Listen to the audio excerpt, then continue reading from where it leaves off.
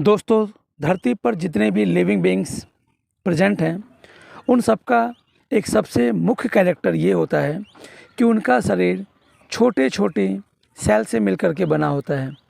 जैसे कि एक बड़े से बिल्डिंग या एक बड़े से घर का निर्माण छोटी-छोटी ईंटों से होता है, उसी प्रकार से किसी भी लिविंग बीइंग्स का शरीर छोटे-छोटे सेल्स यानी कोशिकाओं का बना होता है और इन कोशिकाओं के आपस में मिलने से ही उसके पूरे शरीर का निर्माण हो पाता है। तो इस तरह से देखा जाए तो दुनिया के सभी लिविंग बीइंग्स का बॉडी छोटी-छोटी सेल से मिलकर के बना होता है। यदि किसी भी लिविंग बीइंग्स में ये सेल प्रेजेंट ना हो तो हम उसको लिविंग बीइंग्स की कैटेगरी में नहीं रखते हैं।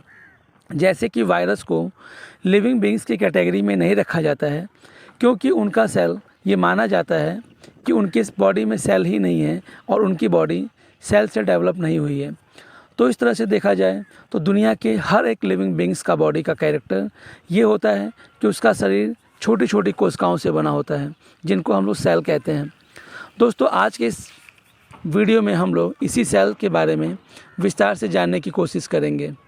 दोस्तों, cell is the structural and functional unit of the livings, यानी कोशिका जीवों की संरचनात्मक और क्रियात्मक इकाई होती है। इसका मतलब ये हुआ कि हर एक जीव के शरीर के का निर्माण छोटी छोटी कोशिकाओं से ही होता है और उसके शरीर की सभी क्रियाएं इन कोशिकाओं से मिल कर के ही हो पाती हैं। तो इस तरह से कहा जाए तो कोशिका जीवों की संरचनात्मक और क्रियात्मक इकाई होती है, अर्थात cell is the structural and functional unit of the livings. तो दोस्तों, आगे के इस वीडियो में हम लोग इस सेल की डिस्कवरी किसने की, कब की और कैसे की और डिफरेंट टाइप के सेल के बारे में विस्तार से जानने की कोशिश करेंगे। तो चलिए सबसे पहले जानते हैं डिस्कवरी ऑफ सेल के बारे में। दोस्तों, सेल की डिस्कवरी रॉबर्ट हुक ने 1665 में किया था और इस तरह से देखा जाए तो सबसे पहले सेल की डिस्कवरी रॉबर्ट हुक के द्वारा ही माना गया है। तो इस तरह से discovery of cell is performed by the Robert Hooke in 1665। दोस्तों, रॉबर्ट हुक एक इंग्लिश साइंटिस्ट थे जिनका जन्म इंग्लैंड में 1635 में हुआ था और इनकी मृत्यु 1703 में हुआ था। दोस्तों, रॉबर्ट हुक नामक वैज्ञानिक ने ही सबसे पहले प्लांट सेल की डिस्कवरी की थी, लेकिन वो प्लांट सेल एक डेड सेल थी जो उन्होंने कॉर्क के पतले पतले स्लाइस काट करके उसको खुद का बना हुआ माइक्रोस्कोप से जब ऑब्जर्व किया गया तो ये पाया कि उन्होंने उसको छोटे छोटे हनी कॉम्ब लाइक स्ट्रक्चर्स दिखाई दिए। तो उन सारे के सारे स्ट्रक्चर्स को उन्होंने ए लिटिल कंपार्टमेंट यानी सेलुला का नाम दिया, जो एक ग्रीक वर्ड होता है और ग्रीक वर्ड सेलुला का मतलब होता है ए लिविंग रूम और ए लिविंग कंपार्टमेंट। बाद में इसी सेलुला वर्ड से सेल शब्द को बनाया गया। तो इस तरह से रॉबर्ट हुक ने 1665 में सेल की डिस्कवरी की। रॉबर्ट हुक ने जिस माइक्रोस्कोप का यूज़ किया था वो माइक्रोस्कोप कुछ इस तरह का था। इसी माइक्रोस्कोप की हेल्प से रॉबर्ट हुक ने सबसे पहले कॉर्क की पतली पतली स्लाइस को काटा और खुद के बनाए हुए इसी माइक्रोस्कोप से जब ऑब्जर्व किया तो उनको छोटे छोटे हनी कॉम्ब लाइक स्ट्रक्चर्स यानी मधुमक्खी के छत्ते के समान छोटी छोटी संरचनाएं दिखाई दी।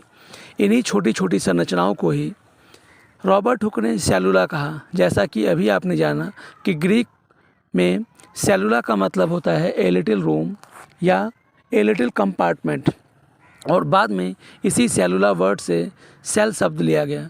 तो इस तरह से रॉबर्ट हुक को ही माना जाता है कि उन्होंने सबसे पहले सेल को डिस्कवर किया था, लेकिन वो सेल जो उनके द्वारा डिस्कवर किया गया था वो एक डेड सेल था जिसमें केवल सेल वॉल ही प्रेजेंट थी। तो इस तरह से ये भी माना जाता है कि सेल वॉल को डिस्कवर रॉबर्ट हुक ने ही किया था। दोस्तों, रॉबर्ट हुक ने जब खुद के बनाए हुए माइक्रोस्कोप में कॉर्क के पतले पतले स्लाइस काट करके देखा तो उनको कुछ इस तरह के हनी कॉम्ब लाइक स्ट्रक्चर्स दिखाई दिए, यानी छोटे छोटे कंपार्टमेंट दिखाई दिए। इसी कंपार्टमेंट्स को उन्होंने सेलुला का नाम दिया था और इसी सेलुला वर्ड से बाद में सेल शब्द को डिस्कवर किया गया। तो इस तरह से ये माना गया कि सेल की सबसे पहले डिस्कवरी रॉबर्ट हुक ने की थी। लेकिन दोस्तों, क्योंकि कॉर्क एक लकड़ी का पार्ट होता है और वो एक डेड सेल थी, तो इसलिए डेड सेल को ही रॉबर्ट हुक ने डिस्कवर किया था, लेकिन वो सेल एक लिविंग सेल नहीं थी। तो इस तरह से केवल सेल को डिस्कवर करने का श्रेय रॉबर्ट हुक को जाता है, लेकिन लिविंग सेल को डिस्कवर करने वाले कोई और ही अलग वैज्ञानिक हैं। तो चलिए आगे की वीडियो में यह जानने की कोशिश करते हैं कि आखिर लिविंग सेल को डिस्कवर किसने किया था।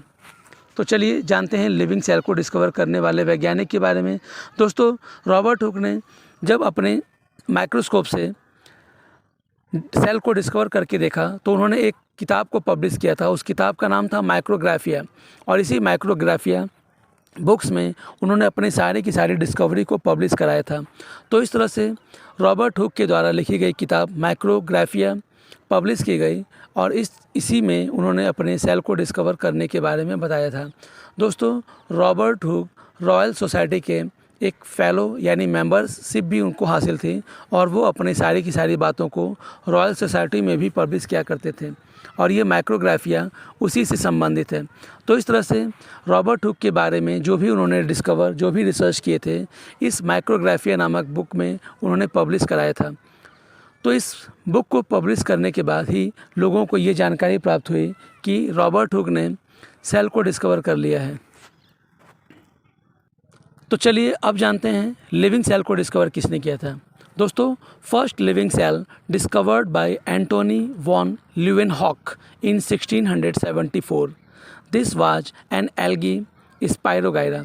दोस्तों, लिविंग सेल की सबसे पहली डिस्कवरी एंटोनी वॉन ल्यूवेनहॉक ने 1674 में किया था, और जिस सेल को उन्होंने सबसे पहली बार देखा था वो एक एल्गी था और जिसका नाम स्पाइरोगाइरा था। बाद में इन्होंने स्पर्म्स, बैक्टीरिया, बहुत सारे अलग अलग लिविंग सेल को भी डिस्कवर किया था। दोस्तों, एंटोनी वॉन ल्यूवेनहॉक एक डच साइंटिस्ट थे जिनका जन्म 1632 में हुआ था और इनकी मृत्यु 1723 में हुआ था। तो इस तरह से एंटोनी वॉन ल्यूवेनहॉक ने लिविंग सेल को डिस्कवर करके ये सिद्ध किया कि दुनिया में सबसे पहले लिविंग सेल छोटे छोटे पार्ट्स में बने होते हैं, और इसी लिविंग सेल से ही बाद में बड़े बड़े लिविंग बींग्स को डिस्कवर किया गया। तो दोस्तों, जैसा कि आपने जाना कि सेल की डिस्कवरी रॉबर्ट हुक ने की थी, लेकिन लिविंग सेल को डिस्कवर एंटोनी वॉन ल्यूवेनहॉक ने किया था, जो 1674 में उनके द्वारा किया गया था। दोस्तों, उन्होंने एक एल्गी को डिस्कवर किया था जिसका नाम स्पाइरोगाइरा रखा गया। बाद में इन्होंने बैक्टीरिया की भी खोज की, स्पर्म्स को भी देखा, और अपने खुद के बनाए हुए वेल डिफाइंड माइक्रोस्कोप के द्वारा ही उन सब बातों को, उन सब चीज़ों को देखा था। तो दोस्तों, सेल की डिस्कवरी के बाद अब जानते हैं सेल थियरी के बारे में। दोस्तों, cell theory was given by the two scientists Schleiden and Schwann in 1839। दोस्तों, सेल थियरी को दो अलग अलग वैज्ञानिकों स्लीडेन और स्वान ने 1839 में दिया था, और इस तरह से सेल थियरी को देने का श्रेय इन दो वैज्ञानिकों को जाता है जिनका नाम स्लीडेन और स्वान था। इन्होंने सेल थियरी को 1839 यानी 1839 में दिया था। दोस्तों, the classical cell theory was proposed by Theodor Schwann in 1839. There are three parts to this theory. First, all organisms are made of cells. Second, cells are the basic units of life. These parts were based on a conclusion made by Swan and Matthias Sliden in 1838. After comparing their observations of plant and animal cells, the third part, cells come from pre-existing cells. This was also described by Rudolf Virchow in 1858 when he started omnis cellula e cellula, means all cells come from cells. दोस्तों, classical cell theory को Theodore स्वान ने 1839 में दिया था। इस cell theory के तीन parts थे। पहला कि सभी लिविंग बींग्स सेल से मिलकर के बने होते हैं। दूसरा, सेल सभी जीवन और सभी लिविंग बींग्स का सबसे छोटा पार्ट होता है। दोस्तों, ये दोनों पार्ट्स स्लीडन और स्वान के कंक्लूजन के बाद 1838 में जो उन्होंने कंक्लूजन देखा था, जो भी ऑब्जर्वेशन किए थे प्लांट और एनिमल सेल्स के बारे में, उसके आधार पे दिया गया। और जो तीसरा पार्ट था वो ये था कि नए सेल का फॉर्मेशन पहले से बने हुए सेल से होता है।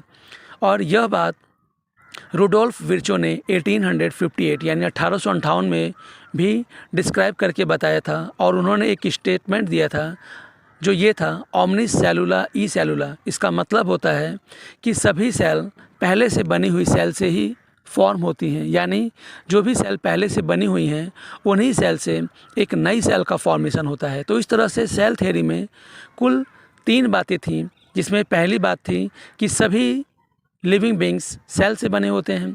दूसरा ये होता है कि सेल सभी के सभी लिविंग बींग्स का सबसे स्मॉलेस्ट पार्ट होता है। और तीसरा ये होता है कि एक नई सेल का फॉर्मेशन पहले से बनी हुई सेल से ही हो पाता है। दोस्तों, सेल थ्योरी के बाद अब बात करते हैं टाइप्स ऑफ सेल की। दोस्तों, दुनिया में 2 तरह का सेल होता है, जिसमें से पहले होते हैं प्रोकैरियोटिक सेल और दूसरे होते हैं यूकैरियोटिक सेल। तो इस तरह से देखा जाए तो दुनिया में जितने भी लिविंग बींग्स प्रेजेंट होते हैं उनमें केवल 2 प्रकार की अलग अलग सेल्स पाई जाती हैं। किन्हीं लिविंग बींग्स में प्रोकैरियोटिक सेल उपस्थित होती है और दूसरे लिविंग बींग्स में यूकैरियोटिक सेल्स होती हैं। तो चलिए सबसे पहले जानते हैं कि प्रोकैरियोटिक सेल क्या होते हैं। दोस्तों, prokaryotic word 2 Greek word pro और कैरियन से मिलकर बना होता है।